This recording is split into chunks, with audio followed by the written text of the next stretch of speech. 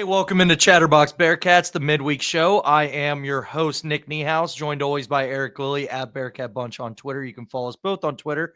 I just mentioned his handle at Bearcat Bunch.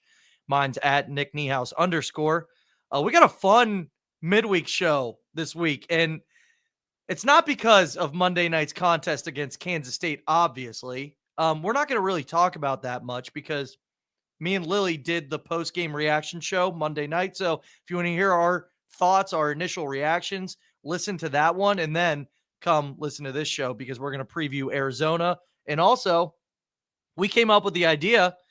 We're starting a year-end award show. So this is the inaugural Chatties. We're calling it the Chatties for Chatterbox Bearcats. If you guys all hate the name, we'll workshop something, maybe come up with something different. But that's what I came up with. You know, everybody does SBs. Part of my take does takies. We're going to go with Chatties for now. So we have a bunch of awards to give out. I thought this was a lot of fun. We had a committee.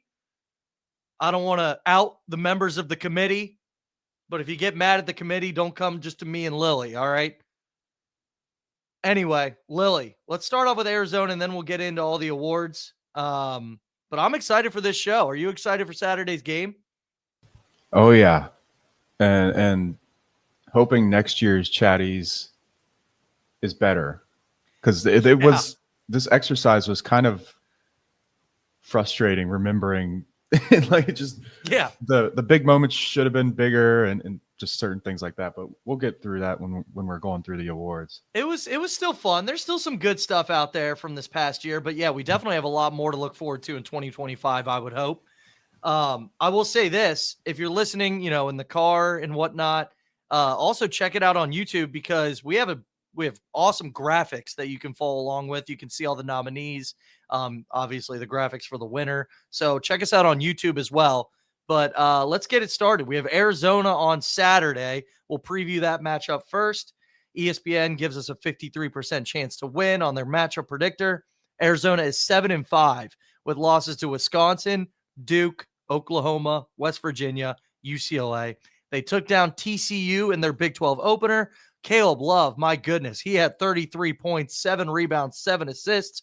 This is Caleb Love's team. Caleb Love from North Carolina. He transferred into Arizona if you weren't sure.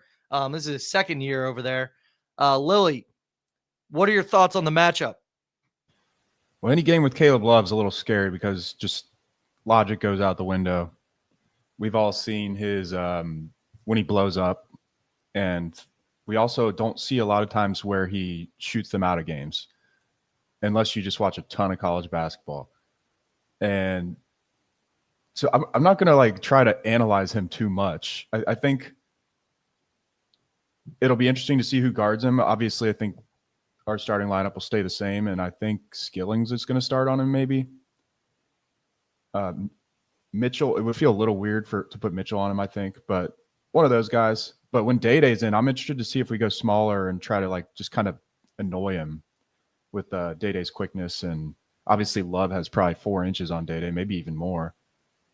But other than that, it's Trey Townsend. People are familiar with him from last March.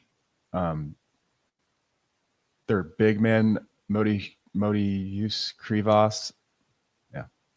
I'll probably learn how to pronounce his name when he's in the NBA next year. He is out for the year as of a couple games ago.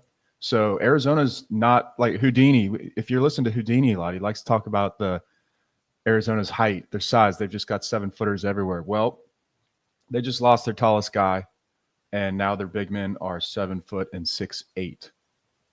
And the thing about this game that scares me the most, I think most people are going to say Caleb Love. For me, it's the 6'8" guy.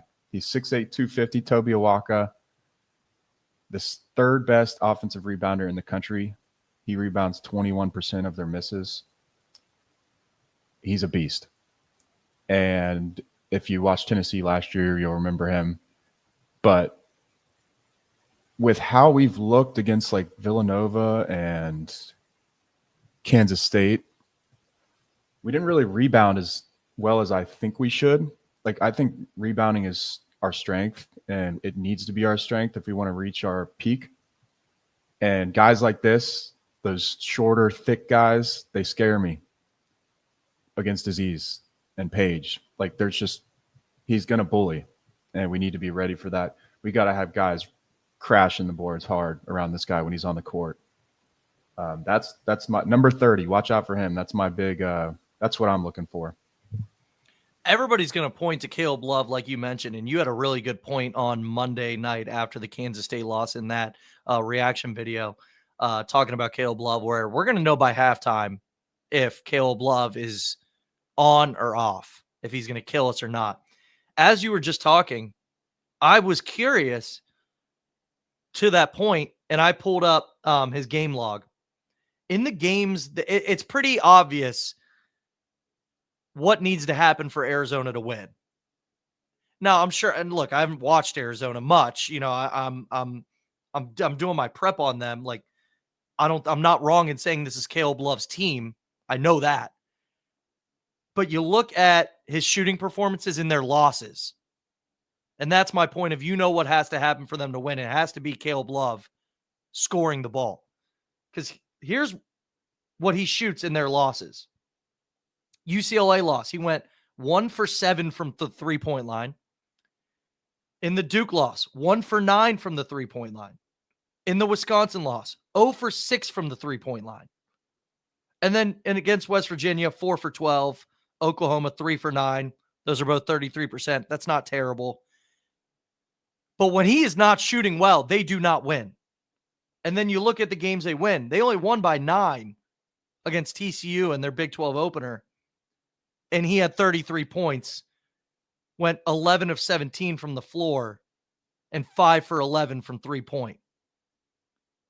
So, again, it's not like I've grinded a ton of tape on Arizona where I'm like, maybe it's not just Caleb Love shoots well, they win. He doesn't shoot well, they lose. But that is a jarring performance in terms of like the 3-ball falling for Caleb Love, them winning, it not falling, them losing. Right? What do you think about that? Yeah, and I think his body language has been a little weird this year. Like the Duke and Wisconsin games I watched, him and Jaden Bradley, I'm probably overthinking it. I don't think they really get along. Maybe it's something else on the team, but they seem to be coming into form right now. Like, I think they're getting better. I think we need to just, for once, just dominate a team at home. I know they're just as good as we are, but this reminds me of that Texas game last year where we know we can win. We probably should win at home, and we got to do the job this year. We got to flip the script. And one other thing I wanted to talk about real quick with Arizona is they don't shoot many threes, believe it or not.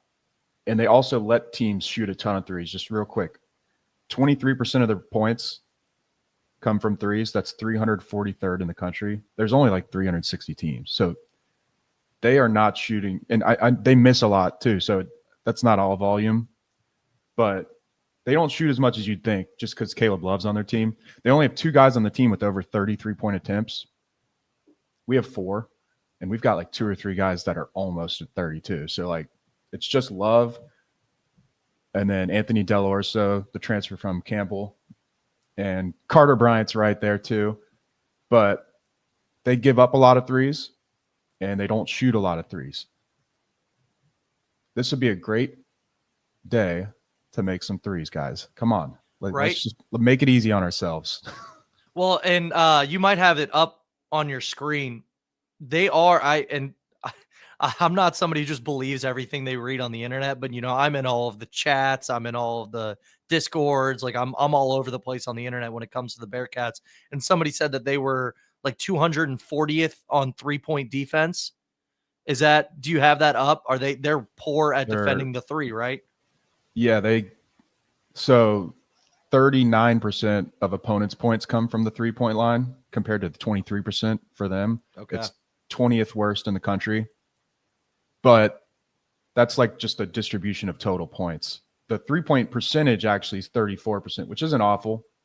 But yeah, they let teams go for it. Let it fly. You know what I like about that? And this is something that I had an issue with in the Kansas State game is we're not getting our role players any looks from three. Betsy's a 3-point shooter. Hickman's a 3-point shooter. Like that's their role on this team. At least that's what we think it is in terms of Betsy. Hickman, we know that's why he was added onto the team. They don't get any open looks against good competition. So hopefully this is a game that gets them some confidence and gets them some open looks and they knock down these open looks because they both got one look each from the 3-point line against Kansas State and bricked the hell out of the shot. Both of them did. So and that would do wonders, like just what happened with Kansas State. If Hickman or Betsy or both of them play well, like on Saturday, it'll just do wonders for morale, fan base, and team, I think. yeah. And like I mentioned how I caught a stray from Charlie early on in the year, how I said that we have a ton of shooters. We did against bad competition because these guys got easy open looks. Like Seamus didn't even get any easy open looks against Kansas State. He's our best shooter. So I don't think we have a ton of shooters. So this has to be the game where, we get some open looks for these guys. I feel like a lot of overreactions from Monday's game and the Tuesday scores from around the Big 12 kind of make me feel better. You mentioned it might not make you feel better because West Virginia went on the road and upset Kansas. There was another game that was a big upset, or at least it was coming down to the wire against a team that shouldn't have had no business in the game. Do you know which one saved me here? UCF beat Texas Tech. Exactly. So there was a lot of overreaction about us losing on the road. It's hard to win on the road in the Big 12. You still got to win those games, right? But the reason I bring this up is Saturday. You said you weren't going to put the must-win moniker on it.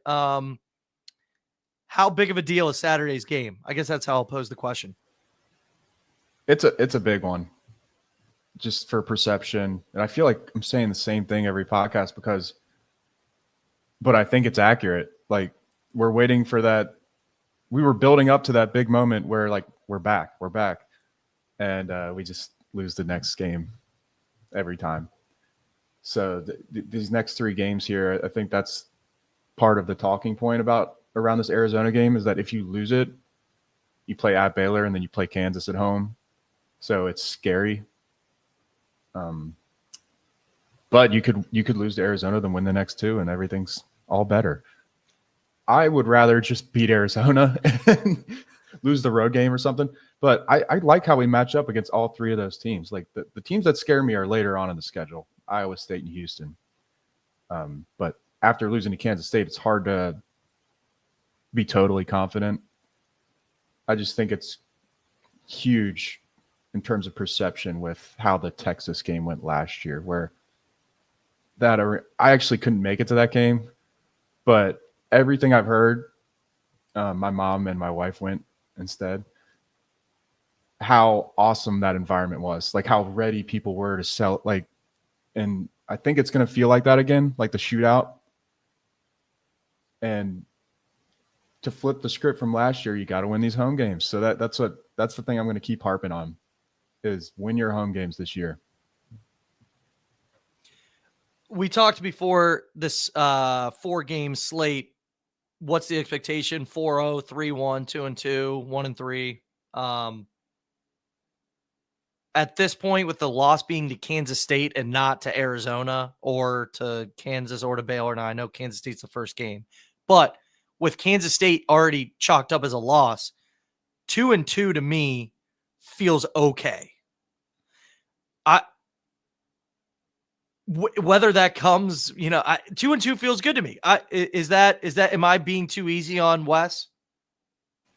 I think you could say it now that we lost to Kansas State. Exactly. Like before, it's like 3-1. Yes. Yeah. Before, but the loss being to Kansas State, who's not Kansas or Baylor or Arizona, right? Like out of the 4 matchups, they're easily the worst of the 3. Well, as of now, I mean, they were 6-5. So, I mean, I still think Kansas State's good, but I guess I would take 2-2. And I feel like I'm letting Wes off easy, even though, I mean, you think he cares about what I think, right? But no, I'm just saying, like, win 2.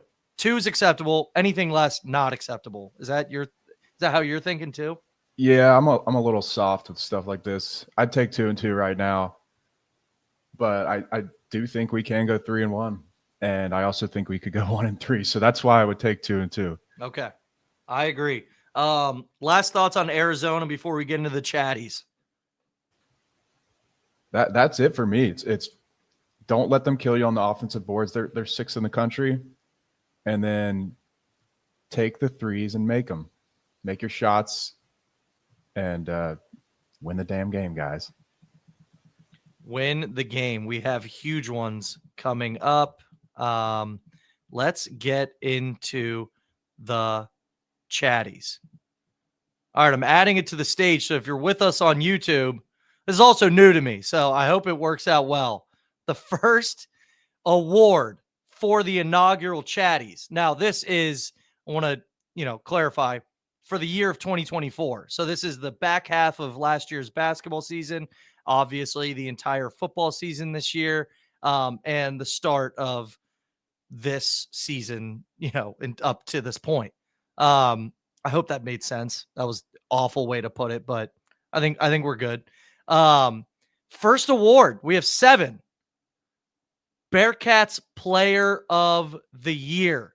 The nominees: Seamus, Skillings, Sorsby, and Dante Corleone.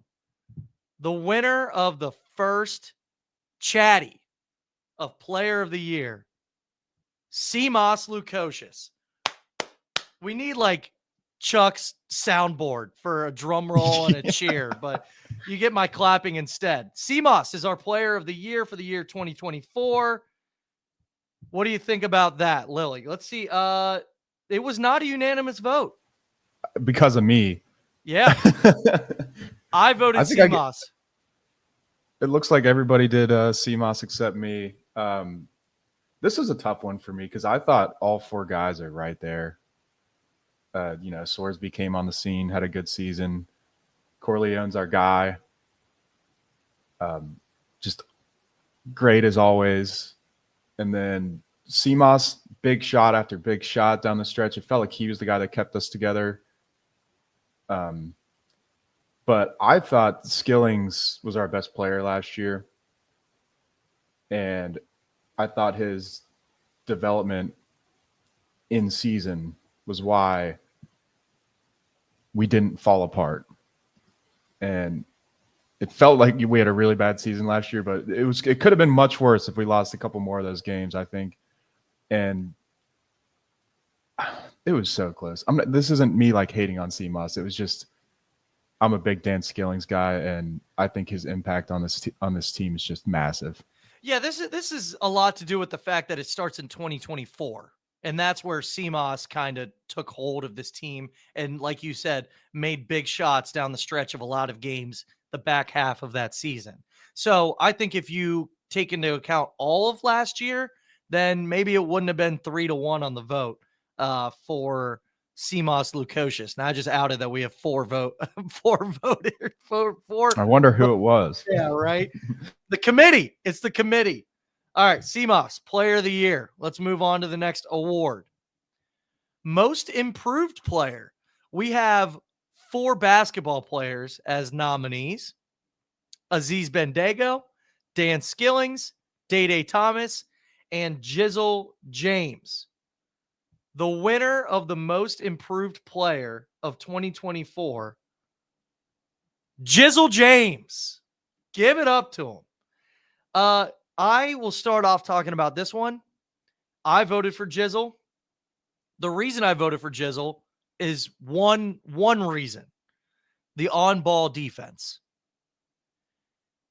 You kind of got the vibe, and I kind of forget if Wes said it publicly or not about why he wasn't getting as much run in the start of his freshman year, but it was defense. He was getting cooked, and it was, in the non-con too, and we had an awful non-con. I asked you, I was like, do the analytics support Jizzle's defense this year? They do. Like, he has improved greatly as a defender. I think people have a little bit unrealistic expectations when it comes to Jizzle. They wanted him to be a superstar this year. I think he's been solid, and I think his defense has been amazing.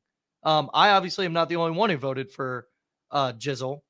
But what do you think about it? Again, another tough one. And I think it kind of just shows how deep our team is. We don't have like that true superstar. And I know a lot of people think that's a problem. I think it's a good thing, especially if we get that rotation, that shortened rotation heading into March with like 8 guys, 9 guys, and they're all really good. So if someone's having a bad game, you just sub them in, sub them out. And I consider Jizzle really strongly. Again, so this is just like CMOS there, but I went with Skillings again because of and I know this was in 2023, the out of conference, but Dan, his improvement in the Big 12, like people when we got to that BYU game, I think a lot of people have trouble going back and remembering what we were thinking. But people were saying bench Skillings. Like there was stuff like he's got to stop playing. He keeps turning the ball over. And he got better in the Big 12. Like that's kind of crazy to me. And the reason I picked him is because just you'd think when the games got harder, he would have kept doing the same thing or gotten worse. And I think he just got so much better. And I think he looks even better now. So, another Dan Skillings vote for me. You're a big Dan Skillings guy. Day got a vote. Aziz Bendego did not get a vote, which I don't want to say shocks me because I didn't vote for him, but he has been, I think, awesome for this team this year. So I like what I've seen from Aziz. I don't think it's a knock on him that he didn't get a vote or anything, but Jizzle James, I thought about it. Player. Yeah, like seriously, it's a tough one. I think you could vote Jizzle, Skillings, CMOS, Day, Aziz. Seriously, everybody. And you could argue it, and I wouldn't tell you were wrong. Well, it's you know what, and this thought just popped into my mind. It's kind of a blessing and a curse because we kept all those guys, and yes, they've all improved and we've gotten better as a team. But the curse is there's not been a significant improvement greatly where it's like this guy has been awesome compared to how he was. Like they've all improved, each in their own right. But like I think what we are missing, is a guy to take that superstar status. But anyway, Jizzle James. And real quick. Yeah, what? If anyone was wondering why we didn't have any football players on Most Improved, it's because we didn't have any of them return. We had. Yeah, that's a good point. Yeah, I was trying to think of nominees, but yeah, I was trying to think of the nominees for football. I was like, let's just go to hoops. All right. I'm excited for this next one. It is our comeback player of the year. We don't even have nominees. This one's going to Dante Corleone for our comeback player of the year. I didn't allow anybody to vote on this. And I think he's the comeback player of the year because he keeps coming back. Dante Corleone just loves Cincinnati. He's our comeback player of the year because he keeps coming back. Also, he did have those medical issues, right? So I was like, this is a no-brainer. Chalk this one up. He gets 2 trophies. Yeah. One for coming back and one for coming back. Yeah, like dude. I mean, coming back from the medical stuff, and then also he just keeps coming back to the team. I love Dante Corleone. I don't want to. Obviously, since there was no other nominees, there's not much to talk about hypothetical wise here. But I want you to give a little spiel on Corleone. What do you think about him? Oh man, Dante. To me, the reason why I still believe in the football program right now, and I know it's hard to. I do better with stuff like this than most fans. Guys like him coming back says something to me when he could go anywhere. And there's been some pretty substantiated rumors / reports of the teams he was linked to or could have gone to if he wanted, and he stayed here. And one of those teams that he could go to is the NFL draft. And guys don't waste like their last year. Like he's coming back for a reason. He believes he can do something here. And I think that means something to me, like that means the locker room's bought in much more than the fans are. And that's more important than the fans being bought in, by the way. Because if they start out hot next year, we'll all be back on and we'll be like, oh, we should have seen this coming. Doesn't mean it's going to happen, but if this team turns it around next year,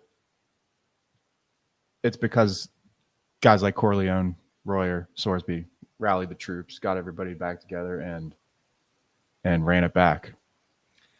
I love Dante Corleone, and it started from when I heard his skyline order. Putting the fries in the Cholito. I have done that ever since. I get the cheese fries, I get a Cholito, and I put it in myself because I like to, manage it. But this dude's skyline order, if you haven't heard, is absolutely absurd. I don't have it up in front of me, but it's on Twitter somewhere. It's crazy. He gets like 5 Cholitos or something. But I've always loved him. I think he's awesome. I know we don't do much food talk in here, but let's hear your order real quick. I get a Cholito, a small 3-way, and then I split cheese fries with my wife. I usually, if I'm going with my wife, if not, I probably take the 3-way out. What about you? 2 cheese conies with everything. Used to be 3, but getting older. Three's that's a good point. Yeah, no, Dante Corleone's awesome. Also used to have a Mountain Dew. Oh, but I've been robbed of that. So yeah, just forever. 2 cheese conies. I'm a cherry Coke guy, so I don't mind adding that, but the Mountain Dew is criminal. All right, moving on. Newcomer of the year: Seamus Lukosius, Joe Royer, Brendan Sorsby, Dillon Mitchell. The committee. Oh no, the committee was not unanimous. I thought we had a unanimous vote. Did you? My fault. Oh, okay. No, we almost had a unanimous vote. The winner of newcomer of the year, Dillon Mitchell from Texas. I'm glad I don't have to hear every basketball game the Texas transfer like we heard with the Alabama transfer and Jerome Ford. I voted for Mitchell. The rest of the committee did. You guys just heard that Lilly did not.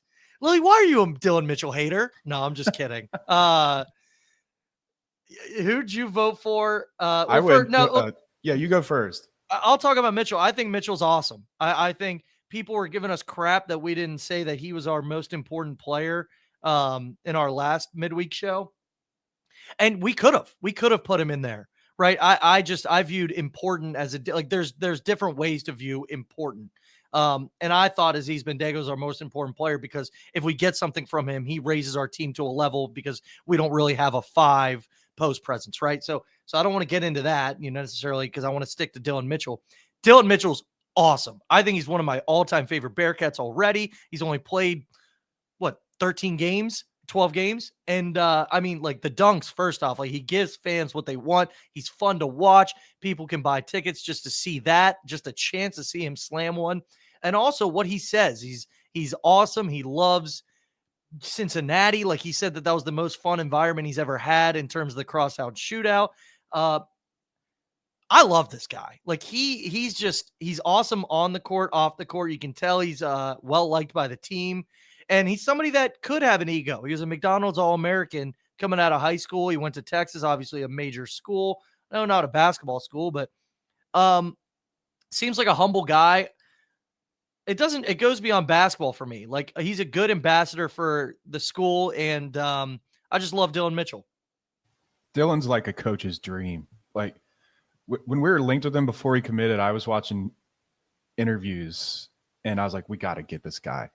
Like, and you just brought up the thing I like the most about him is like those 5 stars, like the high 5 stars, don't talk like he does in terms of role. Like he's willing to accept his role on the team. He just seems like he's like a 27, 28 older guy, like he's got it figured out. Just a happy guy. Great to have those guys in the locker room.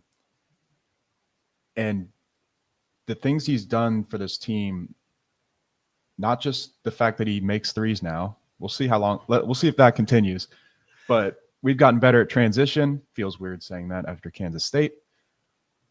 We've gotten he gets some offensive boards like Skillings. He's a lob threat. It's and he's kind of taken over that Newman role defensively. Although I think We'll see. He's up there with Newman in terms of defense. It sounds like I voted for him, doesn't it? One last comment about Mitchell, and then I want to talk about who you voted for.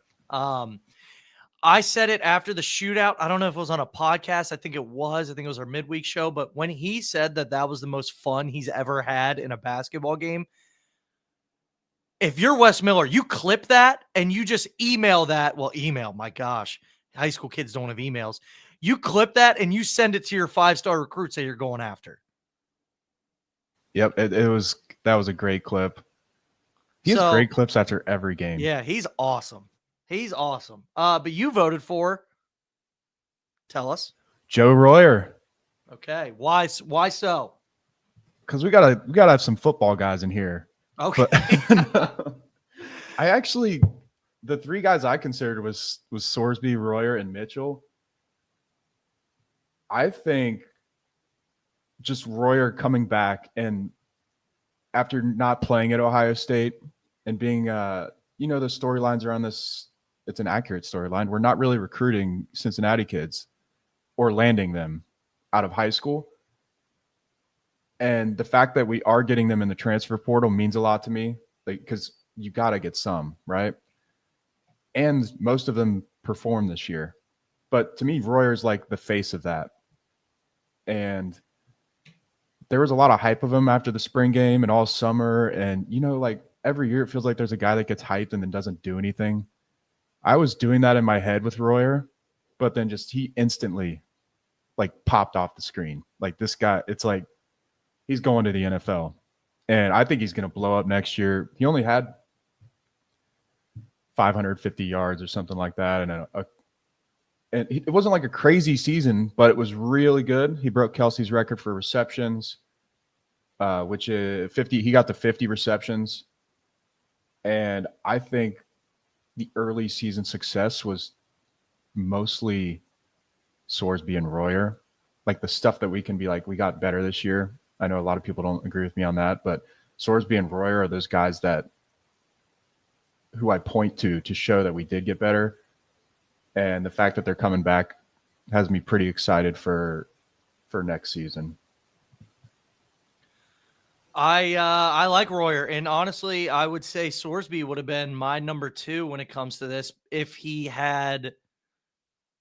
And again, there's a lot of debate on if it's him or if it was the receivers down the stretch, but he didn't have a great end of the year. If he did, maybe he's my answer. But then again, I'm biased towards basketball because I love seeing slam dunks. And also I think Dillon Mitchell does a lot for us, not only on the court, but also off. Yeah. I think if we got to a bowl game, I think Sorsby might've won this. Yeah. All right. We are going to the next award. It is the performance of the year. 3 hoops, 1 football. Simas Lukosius is our first nominee. 28 points versus San Francisco, and also he hit that game winner. Dan Skillings, 25 points versus Kansas in the Big 12 tournament. Jizzle James, 25 points versus Bradley in the NIT. And then Brendan Sorsby, 426 yards, 4 touchdowns against Texas Tech in a losing effort. This is the sad part. Yeah, this is what we mentioned earlier. This is a tough one. We have an NIT, we have a Big 12 tournament we didn't win, or we have 2 NITs and then a loss. This is a tough one. And this winner shocked me. It's Brendan Sorsby. We put in a performance of the year in a loss. What the hell is the committee thinking? I'm kidding. It wasn't me or you, though. I was gonna say, I feel like Chuck and Houdini are gonna listen to this and they're gonna be like, "All right, Niehaus, shut the hell up."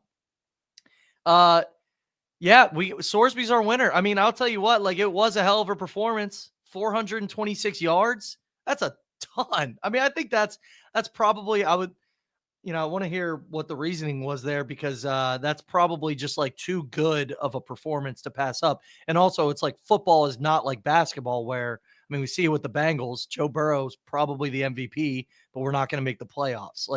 Football and basketball, you don't have performances like this and lose 9 times out of 10. Like football, you can lose every game and have this. Doesn't take away that this was a hell of a performance from Sorsby. So what do you think, Lilly? I thought about it with Sorsby almost. I think it might have been my second, but I think the problem is the other options. It's like the NIT and it was fun, whatever. And it was a crazy performance. And at that time, it was like, holy shit, dude, like we're good. So I think people remember that. And I know we lost the game, but if Kiner didn't get hurt, we're not losing that game. That Evan Pryor fumble doesn't happen. Start the second half. That really flipped the game, in my opinion. And I think we win that game with Kiner. So maybe in the alternate reality where we did win that game, this is like the obvious one. I'm not even sure if I would have pulled the trigger on it, but it's fine. The main theme for this part is that 2024 kind of sucked. Yeah, this is a tough look on the graphic. Like he's our performance of the year, and people can like take this picture and be like, well, they lost. And it's like, I think Joe Burrow is helping us in that right of like, we can appreciate a good performance. Yeah. I went with Dan Skillings because, and I didn't mention it. I only mentioned the one game. He also had a really good game against Kansas in the regular season in a losing effort, 16 points in that game. The reason I went with Skillings is because allegedly he was getting offers in the handshake line. Like, talk about, I mean, that's a performance. If the other team is trying to get you on their team, you know, what, again, allegedly, no legal ramifications here. That is alleged. But that, I mean, we've all heard those rumors. So that's why I went with Skillings. You went with Jizzle. I actually, the more I think about it, I think Skillings might be. Did I just switch my vote? Yeah, I think I'll allow it. The case for me with Skillings is that Big 12 tournament run, it wasn't a crazy run. And I know Kansas was kind of decimated, but that was probably the best time of the year, right? Like it kind of felt good going on that run to like after how frustrating the season was and just showing fans that, you know, we're good guys. We just barely missed the tournament. Stuff like that. Yeah. I voted for Jizzle though. And it's kind of similar. It's like, you know, the season's ending. Look at what we're going to be next year. This is it was Jizzle showing his improvement to me. And it's funny to say that because I didn't vote for him as most improved, but he did improve. Like to me, it was like he got a new role and performed in it. And it gave a lot of people reason to believe in this season and more off-season hype when Jizzle did announce he was staying. More handshake line stuff going on there, but not to. But yeah, that's a tough one. I'll put it this way: like if Jizzle doesn't have, and I said only 25 points against Bradley, he also had 21 points in the NIT in another game as well. And if he doesn't have those performances, people still loved him, right? But nobody would have had the off-season expectations that they had with Jizzle because people thought he was going to come in and own this team. And that's because of those two games. So I like your reasoning there. All right, let's move on. The minutes he played too was pretty impressive. I forgot to mention that. Like he played like 38 and 39 or something like that. Yeah, and he was awesome. That's crazy. Yeah. He was awesome. Next up, play of the year. We've got 2 from Seamus Lukosius. We have a 3-point shot late at Texas Tech, and he also hit the game-winning 2. On the road, a huge win there. Like that's a big one. Seamus, a last-second 3-point shot in the NIT versus San Francisco. If you don't remember that one, probably one of the craziest game winners I've ever seen. Easily the craziest game winner I've ever seen for my own team. Like I think that's the best game winner I've ever seen. Did I just give away my vote? No. And this one I put on here, this next one that I was a little worried about that I'll say it. It's Zach Fremantle missing the 3-point shot in the shootout. I'm like, you know what? It'll be funny, especially if that won. But this is something on the graphic where you see, and it's like, oh God, Xavier fans can come in here and be like, oh my God, the best moment of your year is when we missed a shot. Like, oh God, like shut up. All right. Like, yeah, I put it in because it's hilarious. And he bricked a wide open game tying shot. And then the last one, Dan Skillings. This is a hell of a play from what I remember. Big dunk against Texas. That got people going. It was the reason it's in here, and I nominated it is because this was the first huge environment I felt, in the Big 12, and Skillings posterizing, Texas got everybody on their feet. It was probably the first cool moment of the Big 12 era. So yeah, it's 2 points on the scoreboard, but I thought that play was awesome. So we got 2 from CMOS. Zach Fremantle made his way in the Chatties for missing a shot. And then Dan Skillings, huge dunk against Texas. The winner is CMOS against Texas Tech. Now, he hit 2 big shots in this game, as I mentioned. The 3 with about 2 minutes left. I think that put us up 5. Texas Tech comes back. They take the lead. He hits a 2-pointer, and we end up winning. What do you think, Lilly? I'm looking at your vote. I went with this. All right, you went with this. And it was hard because the San Francisco shot was just so crazy that I feel like I should have voted for it. But when we beat Texas Tech, it was right after that West Virginia game we lost that we blew and John Newman got hurt and we just crumbled. And it was like very obvious. It felt like we were spiraling at that point. So this was just one that got everybody back in it. We have Houston and Iowa State right after this game too. So if we don't pull this game off, it's just a big losing streak. And I think that one game there made the season feel much better than if we lost it. And a 6-12 or 7-11 isn't a big deal, but especially with how the game was going. Like he wasn't really doing much, and then he just killed him the last 5 minutes. I think more than half his points came in the last 5 minutes, and then like you said, the big 3 to go up 4 or 5. Texas Tech immediately takes the lead down the stretch. We're just like, here we go again, and then he wins it. That's why I voted for it. It's like it's cheating because it's play of the year, but it was just accumulation. And then I would say that big 2, obviously to win the game was bigger, but both of them were critical. Yeah. That's very good reasoning. I didn't even think about it like that. I think for what you just mentioned, I probably would have, if we had like a pregame, state your case, I probably would vote for CMOS against Texas Tech. I voted for the Fremantle miss because I hate Xavier. And I think it's hilarious that this guy who everybody's been clamoring for to leave Xavier forever because he's been there for 7 years had a chance to tie it up and kind of sweep us, right? I mean, yeah, God, now it's sad that I'm saying it out loud. But anyway, missed a wide open shot to tie it, and we win the crosstown shootout for the first time in a long time. So I voted for that. And another reason why you voted for it is to make Kirby have to clip that for us. Make the graphic. I know. I did also think about that too, but I was like, this could be funny or this could backfire. So at least, hey, self-aware in that, right? Whatever. All right, that was a good one. Moving on to is this our last award? It is. Game of the Year. Speaking of the Fremantle miss, we have the crosstown shootout. We have our first road win in the Big 12. That was our first road win in the Big 12 against BYU, right? If my memory serves me well. Correct. Either way, yeah. Either way, huge win. UC 71, BYU 60. We just we have UC 81, TCU 77 at home, and then UC 72, Kansas 52.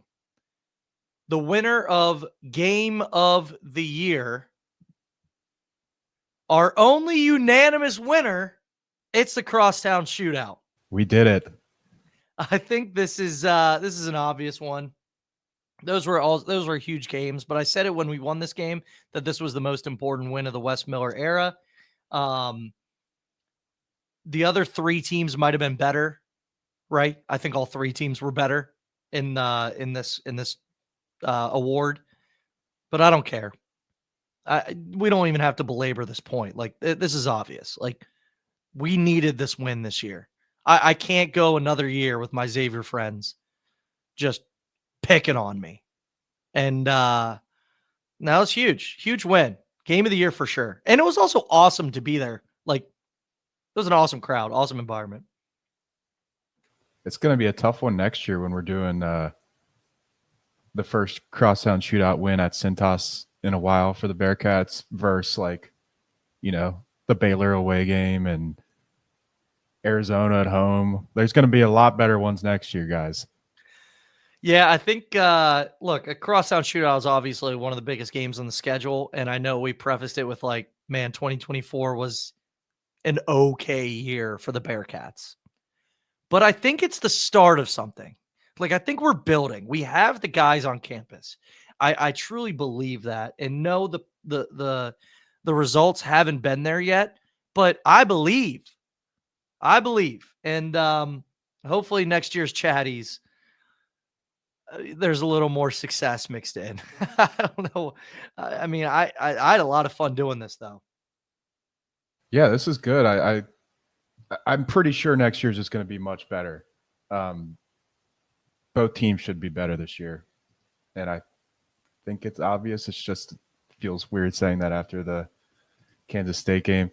If the shootout wasn't on this, who would you have picked? Because I would have gone with. My guess is you would have gone with Kansas. I would have gone with the BYU game. I would have gone with BYU, actually. The reason I wouldn't have gone with Kansas is because they were missing their two best players, or maybe it was their three best players. Something like it was a lot. Either way, it didn't feel like it felt awesome to beat Kansas, in the Big 12 tournament. Don't get me wrong. But BYU, I remember it was a 10 o'clock game on a Saturday. There was not a ton of excitement surrounding the fan base. I was out at a bar, and I'm like, all right, here we go. We're going to get our asses kicked. At least I'm out, having fun with my friends. I'll watch the game. And then we're kind of locked in about 10 minutes in, and it just felt different. I wasn't I think that one feels good because nobody was expecting to win.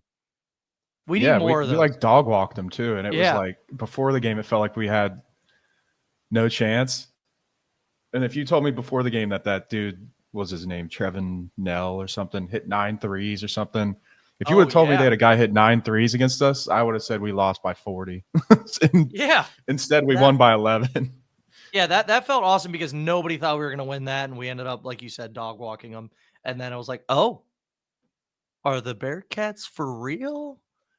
And no, I mean, we kind of were, but no. And now we have the expectation of being for real. I know this is tough because we just lost to Kansas State. This would be a lot more fun if we had taken care of business against them. I still think this was awesome. I loved doing this. I think giving out these awards was fun. I think everybody was well deserving. And you know what I'm more excited for? All the anger that everybody's going to have of us picking the wrong award winners. I'm a little worried on my picks here. I think it's, I hope I explained them properly, but I was just say, here's the thing. If you got the right reasoning, it doesn't matter. And I think we all each had, at least in our opinion, correct reasoning. So that's it. Hey, that's the Chatties. We got Arizona on Saturday at 2:30 at Fifth Third Arena. That's a huge one. I'm going to be in attendance. I can't wait. I don't, maybe a Spaces this week. I hate saying this stuff without even planning it because it's like, but I mean, I'll do one. You know what I mean? I'll do a Twitter Spaces. Let's do a Friday night Spaces. Nobody goes out on Friday night the week of New Year's Eve, right? We're all chilling at home. We can do something. So no, that's it for the show. Thanks for following along. I would like for this to be a little interactive. If you didn't like any of our answers, let us know. But we're nice guys. Don't be too mean to us. Gosh, I mean, goodness gracious. No, I'm kidding. But anyway, that's it. Lilly, you got any last thoughts about Arizona or the Chatties in general? Nope, that's it. Let's maybe I'll see you Saturday, and hopefully it's on a good note. That's right. All right, guys. Again, 2-2 I think is acceptable, but anything less is not, and we'll take 3-1. Lilly thinks we can get the job done against all three. I think West rallies the guys. I think we might be able to pull one off on Saturday at least. All right, guys, that's it for the show. Go Bearcats.